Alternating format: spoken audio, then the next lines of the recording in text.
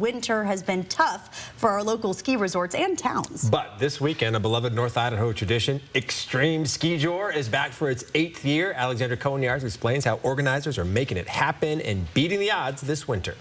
Extreme ski-joring, a one-of-a-kind sport Jorm's coming in fast. where skiers and snowboarders are towed through the streets of downtown Wallace. The jumps, the twirls, the things they do on the rails. I'd never even heard of this stuff before I lived here. In traditional ski-joring, skiers are pulled by horses. But in Wallace, it's taken up a notch with ATVs. And instead of racing the clock, they're competing for big air and big tricks. It's crazy to watch. So fun. This event is so loved by locals that some even treat it like a holiday. And with so little snow, many wondered if it could even go on.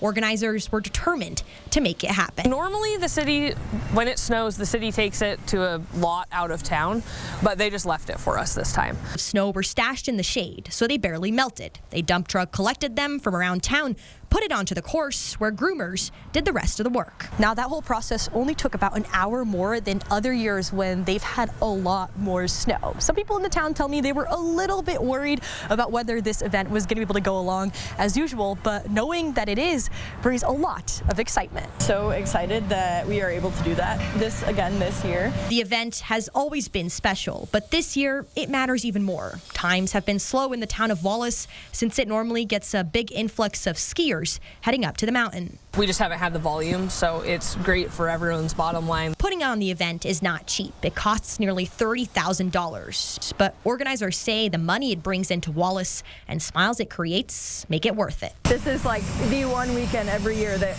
our small little Wallace town just becomes so big. Competition kicks off tonight at 7 p.m. and will run throughout the weekend. In Wallace, Alexandra Cohen-Yards, 4 News Now.